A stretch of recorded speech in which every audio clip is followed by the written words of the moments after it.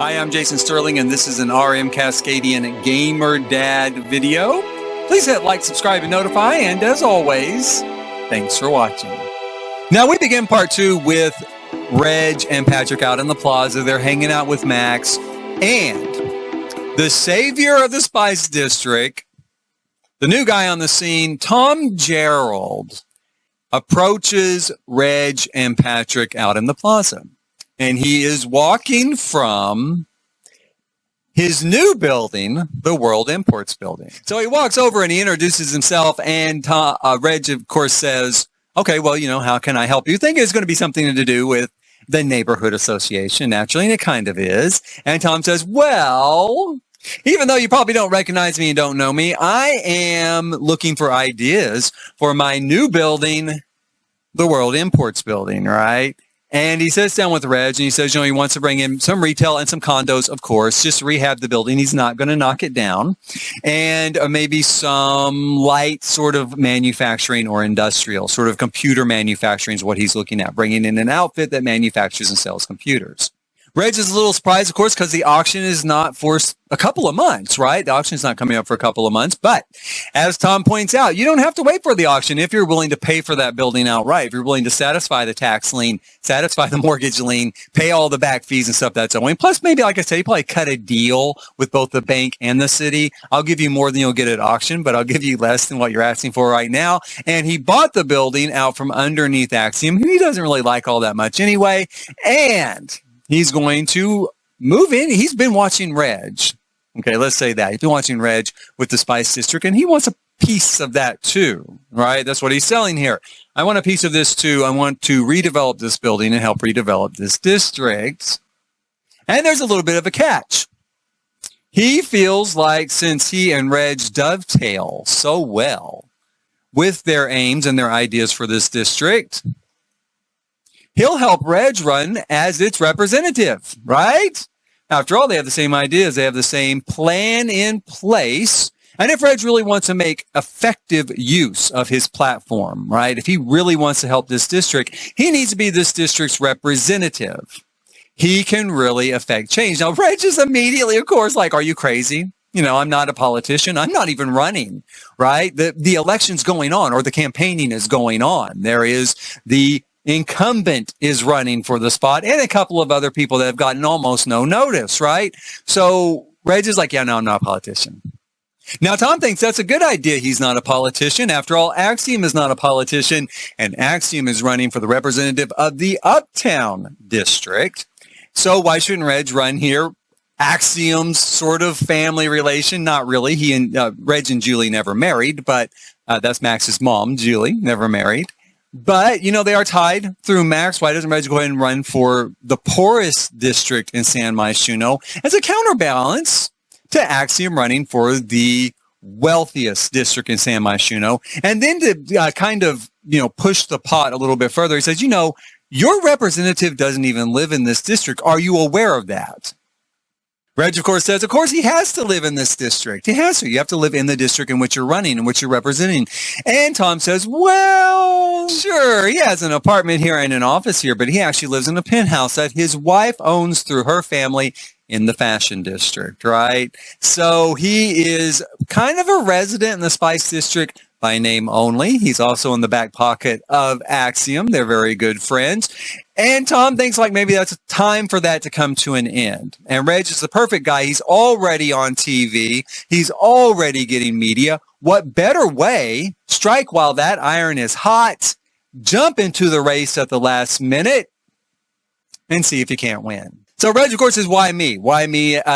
This isn't me. I'm not a politician. This isn't me. And Tom says, it is you. And he's right. It is kind of him. Reg has no problem standing up in front of people and giving a speech and trying to drive a project or a policy home, just like he did with the park. Now, sure, the park was a small thing, but hey, this is Reg. This is what he's meant to do. And as Tom says, hey, he wants to make a profit on this building. He wants to make sure this district continues going in the right direction. He's going to live there. He's going to live in his new building. And he's going to be one of the new immigrants. And then, of course, he kind of checks himself because, you know, maybe not exactly an immigrant, maybe more like an aristocrat from England with a land grant from the king, but still new to this area nonetheless. You know, Tom is a realist, by the way. He does know he's rich, right? But yeah, no, he's new to this area too. He wants to make a profit. He wants to make sure things keep going the way they should go in order to see that through. Reg, of course, needs to think about it, and Tom's like, don't think too long. You know, the election is in 3 months. You're already on the news. Let's keep this going. Then he turns to Patrick and says, you're his husband? Right?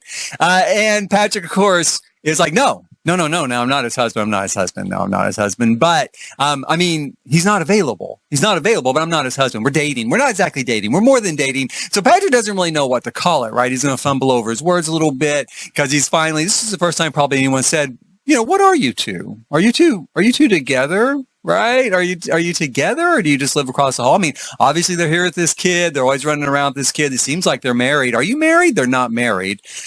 But, you know, Patrick's probably never really been this much into a real relationship before. He's always kept everything pretty distant and pretty surface level. So he stumbles a little bit over his words, and he's kind of like, but you know, he's not available though. I mean, he's not available. We're more than dating. He's not available. And he turns to Reg, of course, and says, you know, you're not available, are you? Because he really doesn't know, something they haven't really talked about yet. And so he's just kind of like, you know, you're not available, right? Right? Reg, of course, says, yes, no, I'm not available, Patrick. Putting his nerves at ease and kind of establishing, yes, they are kind of an item, right? The boyfriend sounds like something from middle school, but they are definitely more than dating and less than married.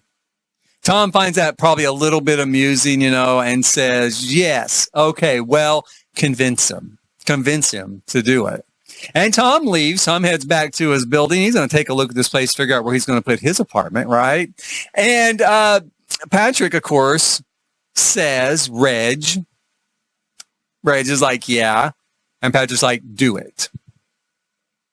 Because Patrick knows. I mean, Reg was just talking about, you know, a day or two before how he wants to do more for this district. And Patrick has watched him with the neighborhood association and has watched him with people and has, Reg has ideas and he has dreams, and every politician has ideas and dreams. Most of them someone wrote down for them and they just read them off a script and they really don't mean it. But Reg, in his case, he actually really does mean it. He really does have these dreams. And for whatever reason, he really does care, because even though, as Patrick pointed out in the last episode on the screenshots, you know, it's not really Reg's responsibility to deal with this district.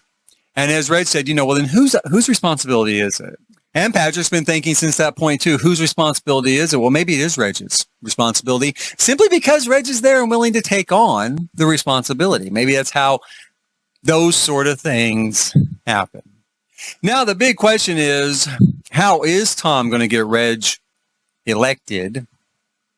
And even bigger, why Reg?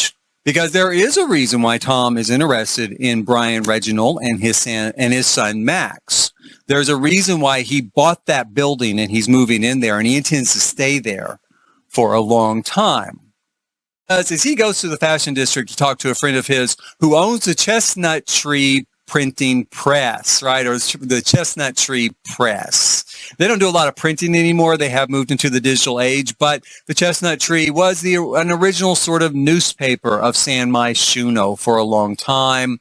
And they are pretty powerful when it comes to media. So a lot of influence with people. So he visits his friend and he says, you know, I want to get this guy elected to office. Now, his friend is a little weary. She's known him a long time. She's like, you know, the only thing you ever bring through the door is drama. So, you know, what do you want me to do in this regard? And Tom says, I want you to expose the fact that the representative for the Spice District doesn't really live there. He lives here in the Fashion District. She's okay with that. She doesn't like that guy anyway, and she doesn't like Daniel Axiom.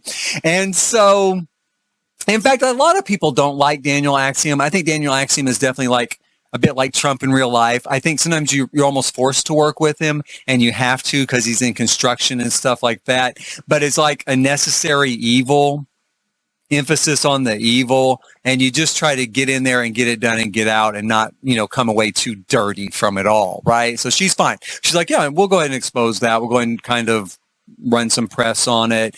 And Tom's like, yeah, I need to get Brian Reginald elected in his place in the Spice District. She's okay with that too. She's going to she'll put some effort behind it, through their media platforms, promote this guy. They've already been talking about him, right? She's like, yeah, I know him. He's the park guy. He's the park cowboy. That's what people have been calling him. The park cowboy. Well, now they're going to call him the Spice District cowboy. That's probably what she's thinking already. How can we frame this in the paper? We'll frame it as, or the online. How can we frame this on our online? They do still do a paper, but mostly it's, digital and media, audio, video type media. They'll frame him as the Spice District cowboy, right? He's riding in. He's going to champion the Spice District. So she's good with that. She's like, yeah, fine. We'll do it. And maybe she kind of likes Reg. Maybe she likes the idea of the Spice District being rehabbed. She's a good person. She's a nice person. She's a media mogul of a sort, but she's actually a pretty good person despite that. Now, her thing is, of course, she's like, but why? Why him? Why now? Why this place? What's going on? Because she knows if Tom is interested, then something's going on, especially if he's going to these lengths, right? She is aware, of course, that he bought that building. That was news. It has just happened, but obviously they stay on top of it like any sort of news source. And the fact that he's willing to go through all this trouble and he knows it's going to cost to get Reg elected to office. And so she's kind of like, why him? What's the deal? And Tom says, well, there's something wrong. He needs Reg where he can watch him for the next couple of years. And that's why he's doing this. And he needs him locked to that place. If he's a representative for the Spice District, there's a good chance he's not going anywhere. He wants him locked there because there is something wrong. She's not surprised. She says, well, there's always something wrong when you walk through my door. I knew that when you walked in. There's always something wrong. That should be, kind of on his tombstone, right? There's something wrong. So she's like, yeah, there's something wrong. What? And he says, well, Brian Reginald and his son Max are both dead. And he adds, he knows that they're dead. He knows them or knew them personally. He knew them personally. And so Brian Reginald and his son Max Reginald are both dead. So who is Brian Reginald and who is his son Max? And what are they doing there in the Spice District of San Myshuno? And there they are, Brian and his son Max. Max is learning to eat in the high chair. This is his first meal, of course. Naturally, it's chocolate ice cream, and he gets it all over his face, all right? Just like infants like to do. I wonder what that'd be like as an adult. I should try that sometime, just eating and just all over my face, all down my front, everywhere, right? Like a little kid. But yeah, so he's feeding Max, and he and Patrick are talking a little bit about this whole not available situation and what it means to not be available, and also what it would mean to run for office. Reg has a job. Reg has a career. Now, the political office pays more than Reg makes at his career. It's a pretty big, important office. There is no guarantee that Reg would even win, and he'd almost have to quit his career in order to campaign to win it. So, and he hasn't been there long enough to say, hey, I'm going to just take a leave of absence. They'd be like, no, you're running for office, and if you win, you're not coming back, right? We know that. So, no, if you can quit, you can leave, but that's it. That's your only option. And so they have that talk about, doing the best that you can do. And that goes for everything. It goes for all sorts of things in life. The best that you can do. And Patrick is definitely behind that. Patrick's idea is we just do the best we can do, Reg. If you feel like you can't be a politician and you're going to remain in your career and you're going to just keep doing things as you're doing, then that's the best we can do, right?